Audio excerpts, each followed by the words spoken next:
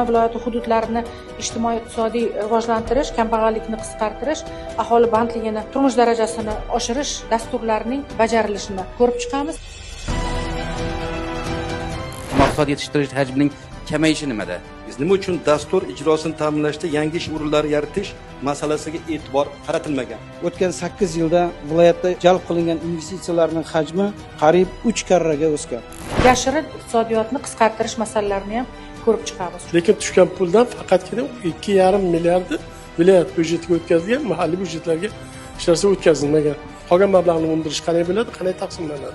Har bir viloyatda hududlarni ijtimoiy-iqtisodiy rivojlanish holati o'rganiladi va vazirliklar tomonidan bajarilishi lozim bo'lgan, mahalliy ijro organlarining o'zlari tomonidan bajarilishi lozim bo'lgan vazifalar tanqidiy, tahliliy o'rganib chiqilib, tegishli tavsiyalar, topshiriqlar beriladi. Eng muhim masalalardan yana biri iqtisodiy, ijtimoiy rivojlantirish masalalari. 4KB sanoat hisobotida ish o'rinlari bor.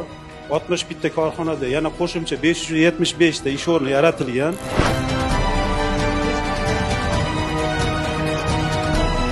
Biz hududlar manfaatlari nuqtai nazaridan faoliyatimizni olib boramiz. Senat shuning uchun ham hududlarning ijtimoiy-iqtisodiy rivojlantirish masalalari bizning eng asosiy ustuvor vazifamiz hisoblanadi.